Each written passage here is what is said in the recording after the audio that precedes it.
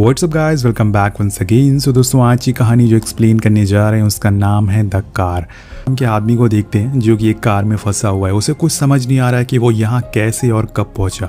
बिल्कुल हमारी तरह से उसके चेहरे पे घबराहट है और दिल की धड़कन तेज़ होती जा रही है। वो अपने आसपास नज़रें घुमाता है तो उसे विंडो के बाहर सिर्फ कीचड़ और मिट्टी दिखती है। यानी कि इससे अंदाज़ा लगा सकते हैं कि शायद वो एक खाई में गिरा हो या फिर किसी लैंडस्लाइड का शिकार हुआ हो, और इसी चीज़ का उसे पता लगाना है। अब जैक कार की विंडो खोलने का ट्राई करता है, लेकिन वो इतनी टाइट हो चुकी है कि खुलने का तो कोई चांस ही नहीं है। अब उसे याद आता है कि उसके पास एक फ़ोन भी है और वो फ़ौरन 911 पे कॉल लगाता है। पर यहाँ नेटवर्क कैसे आएगा दोस्तों? अगर नेटवर्क आ गया तो कहानी आगे कैसे बढ़ेगी? शायद वो ज़मीन के कुछ ज़्यादा ही नीचे है, इस वजह से नेटवर्क भी यहाँ पर नहीं आ रहा है। इसके बाद वो कार का रेडियो ऑन करता है पर वो भी काम नहीं करता। आखिर में वो थक हार कार को स्टार्ट करता है, लेकिन जब इतना सब कुछ नहीं हो रहा है तो कार कैसे स्टार्ट हो सकती है? अब ये चीज़ें जैक को पैनिक करने लगती है। वो गुस्से में कार के स्टीयरिंग पे हाथ मारता है और यहाँ कर देता है वो सबसे बड़ी गलती। और इतनी तेज़ धक्का लगने की वजह से कार ज़मीन के अंदर और धंसने लगती है, जो रुकने का नाम ही नहीं ले रही थी। वो बहुत कोशिश करता है कि वो रुक जाए, पर जब वो पूरी तरह से अंदर चली जाती है तब जाकर वो रुकती है। अब यहाँ पे जैक को सोचना पड़ेगा कि वो आखिर यहाँ से बाहर कैसे निकले। वो अपने दिमाग पर जोर डालता है कि वो यहाँ आया कैसे, किस रोड से वो यहाँ पर आया है, और उसे किसी ने आते हुए तो ज़रूर देखा होगा, लेकिन उसे कुछ याद नहीं आता। और उसके दिमाग पर इतनी तेज़ चोट लगी थी कि उसे अब पिछला कुछ भी याद नहीं था। वो खुद को शांत करने के लिए खुद से ही बातें करने लगता है। अब जैक खुद को समझाता है कि ऐसे हादसे आए दिन होते रहते हैं, उसे डरना नहीं है। उसे गिरते हुए किसी ने तो ज़रूर देखा होगा, 1-2 घंटे में कोई यहाँ से उसे निकाल लेगा। लेकिन ये बस उसकी इमेजिनेशन थी जो शायद कभी सच नहीं होने वाली थी। ये तो समय बताएगा कि वो जिंदा रहेगा या फिर मारा जाएगा। अब वो जिस रास्ते से यहाँ पर आया था वो एक बुक पर उसे ड्रॉ करने की कोशिश करता है। वो पूरे रास्ते के टर्न्स को ड्रॉ कर लेता है, पर एक जगह आके अटक जाता है और वहाँ से आगे का कुछ उसे याद नहीं था। और शायद ये वही जगह है जहाँ वो इस समय अटका हुआ है। पर तभी उसकी नज़र जाती है पीछे वाले ग्लास जहाँ से मिट्टी अंदर आ रही थी। अगर उसने अभी कुछ नहीं किया तो सारी मिट्टी कार में भर जाएगी, जिससे वो सांस भी नहीं ले पाएगा। अब ये मुसीबत उसके लिए कम नहीं थी कि वो देखता है कि सनरूफ का ग्लास पे क्रैक आना शुरू हो गया है। मतलब कि कार पर मिट्टी का वजन बढ़ रहा है, जिसकी वजह से वहाँ क्रैक बढ़ता जा रहा है। उसे अब जल्दी ही कुछ करना होगा क्योंकि उसके पास अब गिने चुने ही मिनट बचे हुए हैं। वो ऐसे हाथ पे हाथ रखे नहीं बैठ सकता। लेकिन यहाँ जॉन सोचने के बजाय पैनिक होता जा रहा था। तो यहाँ कोई भी दोस्तों ऐसी सिचुएशन में घबरा जाएगा क्योंकि वो एक कार के कॉफिन में बंद है। अगर आप ऐसी जगह पे फंस जाते हैं तो क्या करेंगे? नीचे कमेंट करके ज़रूर बताइएगा। पैनिक होना जैक की सबसे बड़ी हार साबित होने वाली थी। थोड़ी देर बाद उसे कुछ आइडिया आते हैं, जिसमें पहला आइडिया था कि ये चेक करना कि उसकी कार आखिर किस पोजीशन में अटकी हुई है, क्योंकि उसे पता चल सकेगा कि आखिर किस साइड पे मिट्टी कम है और फिर वो उसी जगह से बाहर निकल पाएगा। वो अपने फ़ोन को एक रस्सी से बांध के लटका देता है, लेकिन उसे एग्जैक्ट पोजीशन नहीं पता चल रही थी। इसलिए वो थोड़ा सा पानी डैशबोर्ड पे गिराता है, जिससे पता चल सके कि उसकी गाड़ी लेफ्ट की तरफ झुकी है, जो कि खतरे का साइन है। पर यहाँ जॉन की तो मुसीबत कम होने का नाम ही नहीं ले रही थी। और इसी बीच वो देखता है कि कार के वेंटिलेशन होल से चींटियां और कुछ जहरीले कीड़े अंदर आ रहे हैं, जिन्हें अगर नहीं रोका गया तो वो बिना कुछ कोशिश करे ही मारा जाएगा। और उन पे कुछ टेप्स लगाता है, जिससे वो चींटियां अंदर आना बंद हो गई थी। अब इसी तरह से घबराहट में कुछ समय बीत जाता है, लेकिन वो अभी भी वैसा ही है जैसे वो पहले था। उसके दिल की धड़कन तेज़ होती जा रही है और उसे अब घबराहट भी होने लग गई है। वो एक बार फिर खुद को रिकॉर्ड करता है और खुद से बात करता है, लेकिन ये चीज़ उसे कुछ काम नहीं आती। अब उसे लगने लगा था कि वो यहीं मारा जाएगा। इस वजह से वो और ज़्यादा घबराने लगता और उसे लगने लगा था कि अब ऑक्सीजन की कमी हो रही है, इसलिए उसका दम घुटता जा रहा है। और अगले पल ही वो खुद को कोसने लगता है कि वो कैलिफोर्निया क्यों शिफ्ट हो रहा था। वहाँ तो पानी भी नहीं है। वो अब इन सब का दोषी खुद को मानता जा रहा था। उसे लग रहा था कि ये सब जो भी हो रहा है उसकी गलतियों की सज़ा है जो उसने पास में करी है, इसलिए वो गॉड से सारी बुरी चीज़ों के लिए माफ़ी मांगता है। अब जॉन यहाँ खुद को शांत करने के लिए अपनी गर्लफ्रेंड लीज़ा की वीडियोस देखता है, जिससे कि उसे थोड़ी हिम्मत मिल सके। यहाँ में ये भी पता चलता है कि लीज़ा प्रेग्नेंट है और कल उसका बर्थडे है। जॉन ने उसके लिए गिफ्ट भी लिया है, लेकिन अफसोस वो शायद कल तक उसे ये ना दे पाए, क्योंकि यहाँ से निकलना बहुत ही ज़्यादा मुश्किल है। वो उसकी वीडियोस देख के खुद को शांत करता है, पर इसी में उसकी आंख लग जाती है और उसे नींद में भी वही सपने आ रहे थे है जैसे कि वो पानी में फंसा हुआ है, और तभी उसकी आंख खुल जाती है। जब उसकी आंख खुलती है तो खुद को वो 5 घंटे आगे पाता है, यानी कि अभी जो नींद उसने ली है वो 5 घंटे की थी। जब जॉन समय देखता है तो 9 बज रहे थे। यहाँ उसे समझ आ जाता है कि उसे अब कोई बचाने नहीं आएगा, और वो दोबारा से पैनिक होने लगता है और कहता है कि यहाँ ऑक्सीजन खत्म हो रही है, मैं मारा जाऊंगा।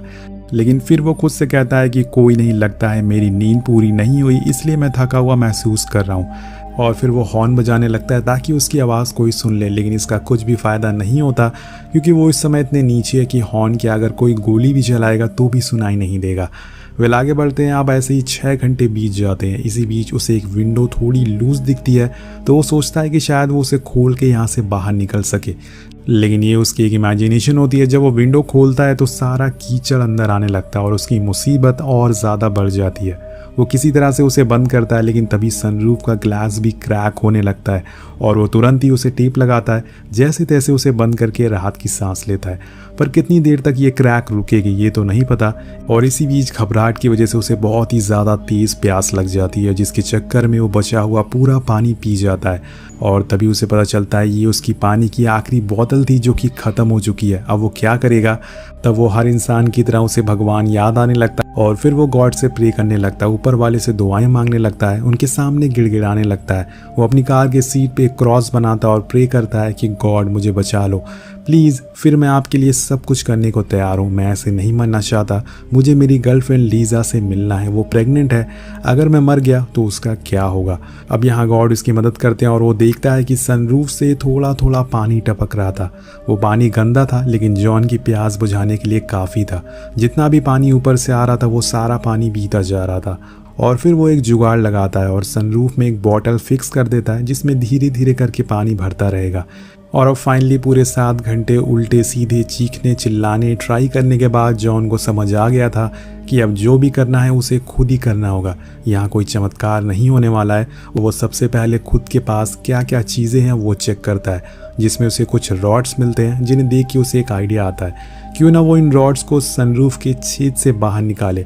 इससे उसे पता चल सकेगा कि आखिर वो कितने अंदर फंसा हुआ है। और इससे एक और फ़ायदा होगा, इससे बाहर की कुछ हवा अंदर भी आ सकेगी, मतलब ऑक्सीजन आ सकेगी, जिससे वो सांस भी ले पाएगा। अब कुछ देर वो सोचने के बाद वो अपने इस काम में लग जाता है और वो पहले तो एक रॉड ऊपर डालता है, पर वो ऊपर जाती है उसके नीचे वाले हिस्से से सारा कीचड़ अंदर आने लगता है। वो फ़ौरन उस पर एक कैप लगाता है जिससे कि वो रुक जाता है। अब वो उस रॉड को एक दूसरी रॉड से अटैच करता है और उसे भी ऊपर डालता है, लेकिन अभी भी वो बिल्कुल ऊपर नहीं पहुंच पाई थी। अब वो एक और यानी कि तीसरी रॉड अटैच करता है जो आखिरकार ऊपर पहुंच जाती है और वो इतने समय बाद सूरज की रोशनी को देखता है जो उसे रॉड के जरिए दिखाई दे रही थी। वो खुशी से चिल्लाता है कि हे मैं नीचे हूँ, तुम भी नीचे आ जाओ, यहाँ बहुत सारी जगह है, नीचे बहुत सारा कीचड़ वाला पानी है, आ जाओ। अब इन सब के बाद वो थोड़ा आराम करता और स्टोर करे हुए पानी को पीता है। साथ में वो अपने साथ लाए कुछ चॉकलेट्स को भी खाता है, पर वो बस एक टुकड़ा ही खाता है क्योंकि उसे ये नहीं पता था कि वो यहाँ कब तक फंसने वाला है। इसके बाद वो उन रॉड्स के साथ कुछ और जुगाड़ करने की सोचता है क्योंकि खाली बैठने से कुछ भी नहीं होने वाला था। वो पहले एक रस्सी की पतली सी परत बनाता है और फिर उसे रॉड के अंदर डालकर ऊपर भेज देता है और इसके बाद वो रस्सी के नीचे वाले हिस्से पे आग लगाता है जिससे कि रॉड के जरिए धुआं ऊपर जा सके और कोई उसे देख सके।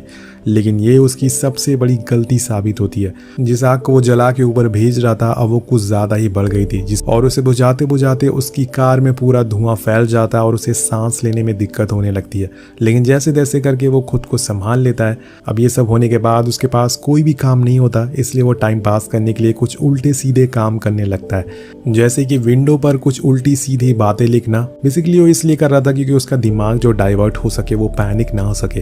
लेकिन इसी बीच वो देखता है कि एक रॉड नीचे आ जाती है। वो उसे रोकने के लिए उसके पास जाता है कि तभी वो रॉड आके उसके सर पे लग जाती है जिससे कि वो वहीं बेहोश हो जाता है। अब बेहोश होते ही सीधा वो अपनी इमेजिनेशन वाली दुनिया में चला जाता है जिसे आप और मैं ड्रीम कहते हैं। अब जॉन देखता है कि वो घर पहुंच गया है, पर यहाँ उसकी नज़र घर की विंडो पर पड़ती है जिसके बाहर भी कीचड़ था, यानी कि वो घर में भी ट्रैप हो चुका है और उसके पूरे घर में स्मोक फैलता जा रहा है। और इसी के साथ वो हकीकत में आ जाता है, यहाँ भी उसके साथ यही सारी चीज़ें हो रही थी। वो पिछले 10 घंटों से खुद की कार में ट्रैप है। अब जॉन देखता है कि रॉड के नीचे आने से बहुत सा कीचड़ कार के अंदर आ चुका है और उसके सर पे भी गहरी चोट लग चुकी है और कीचड़ के साथ साथ एक मरी हुई बर्ड भी नीचे आ गई थी, जिसे वो संभाल के रख लेता है क्योंकि आगे जाकर ये उसका खाना बनने वाली थी।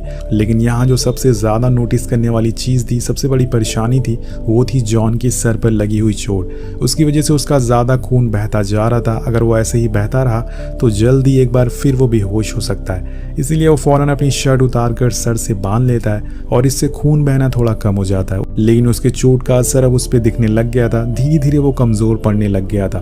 उसकी हालत अब बद से बदतर होती जा रही थी। उसे प्यास के साथ अब तेज़ भूख भी लगी थी। उसे अब पता लग गया था कि उसका समय अब करीब आ गया है। अब इसके बाद हमें एक बहुत ही बड़ा चमत्कार होते हुए देखते हैं। हम देखते हैं कि जॉन जिंदा बचकर बाहर आ गया है। जी हाँ दोस्तों, इतनी मुश्किलों के बाद वो जिंदा बचकर बाहर आ गया है, लेकिन उसके पैर में काफ़ी चोट लग गई है जिसकी वजह से वो लंगड़ा कर चल रहा है। अब यहाँ में एक और बात पता चलती है कि उसका एक बेटा भी हुआ है जिसने उसे रे नाम दिया है। साथ में उसका प्रमोशन भी हो गया है। अब एक दिन वो हर रोज़ की तरह एक मीटिंग में होता है और उसकी बॉस उसके पास आके उसके करे हुए कामों की तारीफ कर रही थी। पर तभी हम देखते हैं कि उसके बॉस के मुंह से और नाक से कीचड़ बाहर आने लगता है और तभी यहाँ पर जॉन का सपना टूट जाता है। वेल, वो अभी भी उसी कार में फंसा हुआ था। ये बस उसके साथ एक सपनों वाला मजाक था। यहाँ उसकी हालत अब ज़्यादा ही ख़राब हो गई थी, इसलिए वो पहले तो अपने आप को साफ़ सुथरा करता है और खुद पे लगे कीचड़ को हटाता है और एक वीडियो रिकॉर्ड करना शुरू करता है। और शायद ये उसकी आखिरी रिकॉर्डेड वीडियो होने वाली थी। इस वीडियो में वो लिज़ा से माफ़ी मांगता है कि वो उसके साथ हमेशा नहीं रह पाया, उसने बहुत गलत किया और उसके साथ ही उसकी विधवा बनने की वजह भी वही बना। अब इन सब के लिए वो उसे माफ़ी मांगता है। इसके साथ साथ वो अपने आने वाले बच्चे के लिए भी मैसेज छोड़ता है ताकि वो जब बड़ा हो सके तो ये वीडियो देखकर उसे पता चल सके कि उसके डैड उसे छोड़कर नहीं गए बल्कि उनकी मौत हो गई। और ये सारी चीज़ें वो हंसते हंसते बता रहा था ताकि उसकी फैमिली वाले जब ये वीडियो देखें तो उन्हें ज़रा भी ये पता ना चले कि वो कितना ज़्यादा तकलीफ़ में है। वो अपनी गर्लफ्रेंड से कहता है कि मेरे जाने के बाद तुम्हें अगर किसी से प्यार हो जाए तो तुम उससे शादी कर लेना, क्योंकि मैं हमेशा से तुम्हें खुश देखना चाहता हूँ। वो अपने होने वाले बच्चे से कहता है कि मैं तुम्हारे छोटे छोटे हाथों को पकड़ कर खेलना चाहता हूँ, लेकिन शायद ये ऐसा ना हो पाए। तुम लोग मेरी आंखों में आंसू देख रहे होगे, लेकिन ये खुशी के आंसू हैं।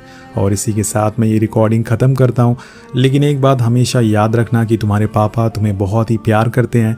और ये बोलते ही वो रोने लगता है, उसकी आंखों में आंसू आ जाते हैं। उसे अब खुद पर तरस आने लग गया था कि उसने अब अपने मन ही मन में सोच लिया था कि वो हार मान चुका है। इसी वजह से वो वहीं बैठे बैठे खुद की फिंगर पर एक कट मारता है जो कि रिंग की शेप में होता है और उस रिंग को देखकर वो खुश हो रहा था और इमेजिनेशन में खो जाता है कि अब उसकी शादी हो गई और वो बहुत ही ज़्यादा खुश है। और जैसे जैसे समय बीतता जा रहा था अब उसकी हालत और ख़राब होने लग गई थी। उसके पास अब खाने को कुछ भी नहीं था और उसने पिछले कुछ घंटों से एक टुकड़ा भी नहीं खाया था और इसी वजह से वो एक बार फिर से बेहोश हो जाता है कमज़ोरी की वजह से। लेकिन यहाँ बेहोश होना उसके लिए एक अच्छा संकेत होता है। उसे याद आ जाता है कि आखिर वो यहाँ तक कैसे पहुँचा। जैसे कि हमने आपको बताया था कि जॉन एक शादी अटेंड करने जा रहा था, पर बीच में उसके एक क्लाइंट का कॉल आ जाता है जिसे बात करने के चक्कर में वो इस बात पर गौर ही नहीं करता कि आगे लैंडस्लाइड हो रही है। और जब तक वो कुछ समझ पाता कि वो चट्टान के नीचे दब चुका था।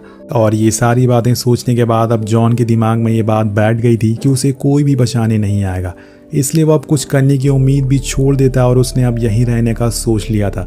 इसी बीच उसकी नज़र उसके सर पे लगे घाव पर पड़ती है जिसमें अब इन्फेक्शन होना चालू हो गया था, पर उसे क्या फ़र्क पड़ता है, वो भी वैसे भी टाइम पास में लगा हुआ था और उसे देख के ऐसा लगने लगता है कि उसका मानसिक संतुलन अब बिगड़ता हुआ जा रहा है। वेल गाइस, कोई भी इंसान अगर आपको पता होगा कि उसकी मौत तय है और या फिर उसे पता है कि वो कब मरने वाला है तो वो वैसे ही वो सारी चीज़ें सोच कर पागल हो जाएगा। अब वो टाइम पास करने के लिए खुद की ड्राइंग बनाने लगता है, लेकिन तभी एक बार फिर से उसकी कार ज़मीन में धंसने लगती है। वो जल्दी से वही रॉड कार के बीच में लगा देता है जिससे कि कार दबे ना। नहीं तो दोस्तों, अगर वो रॉड नहीं लगाता तो वो उस कार में दब कर ही मर जाता। अब कुछ देर बाद वो अपना यूरिन पीता है और उसके साथ में लीजा के लाए हुए गिफ्ट को भी वो खा लेता है, क्योंकि अब शायद वो उसे ये ना दे पाए। लेकिन तभी यहाँ पर कहानी में सबसे बड़ा ट्विस्ट आता है। अब जॉन को अचानक से एक एनर्जी आ जाती है, एक बूस्ट मिल जाता है। वो फ़ौरन अपनी बॉडी पर ऑयल लगाने लगता है, साथ में कानों में एयरफोन लगाकर एक सॉन्ग चला देता है जिसका नाम होता है रैट रैबिट आर कॉलिंग, यानी कि वो अब ऊपर जाने वाला है क्योंकि डर के आगे जीत है। वो सोचता है कि एक आखिरी कोशिश करने में क्या है, क्या पता वो जिंदा बच जाए, नहीं तो वैसे भी वो यहाँ पर मारा जाएगा। अब वो सनरूफ पे लगे हुए कपड़ों को खोल देता है जिससे जो मिट्टी उसके ऊपर थी वो नीचे आने लगती है और वो धीरे धीरे रॉड से खुदाई करके ऊपर जाने लगता है। साथ में उसने एक पाइप अपने मुंह में लगा रखी थी जो कि नीचे जाके एक्स्ट्रा टायर पे अटैच हुई थी, जिससे कि उसे ऑक्सीजन मिलती रहे और उसका दम ना घुटे। और अब उसके फ़ोन की बैटरी भी ख़त्म होने वाली थी, इसलिए वो एक लास्ट वीडियो रिकॉर्ड करता है। लेकिन तभी उसका फ़ोन नीचे गिर जाता है कार पर, और अब वो उसे लेने नहीं जाने वाला, क्योंकि अगर वो वहाँ गया तो वो फंस कर मारा जाएगा। लेकिन इतनी तेज़ खुदाई करने की वजह से सारी मिट्टी नीचे आने लगती है, जिसमें उसका एक हाथ भी टूट जाता है। लेकिन उसके जिस्म में अभी भी जान बाकी थी, उसने हिम्मत नहीं गंवाई थी। वो खुद से कहता है कि तुझे मरना नहीं है, तुझे जिंदा रहना है और बाहर निकलना है। अब देखते ही देखते सारी मिट्टी नीचे आने लगती है और वो एक बार फिर उठता है और अपना हाथ बाहर निकालता है, और तभी उसके चेहरे पर सूरज की रोशनी पड़ती है और कुछ देर बाद वो अपना सर मिट्टी से बाहर निकालता है। और तब हमें पता चलता है कि आखिर जॉन कहाँ अटका हुआ है। ऐसी जगह से निकल पाना तो बहुत ही ज़्यादा मुश्किल नहीं, नामुमकिन है। लेकिन वो कहते हैं ना कि लहरों से डरकर नौका पार नहीं होती, कोशिश करने वालों की कभी हार नहीं होती।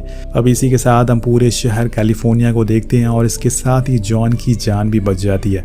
वो बार बार कोशिश करके थक जाता था, हार मान जाता था, लेकिन वो फिर भी उसने कोशिश करना नहीं छोड़ा। तो आपको ये कहानी कैसी लगी कमेंट करके ज़रूर बताइएगा।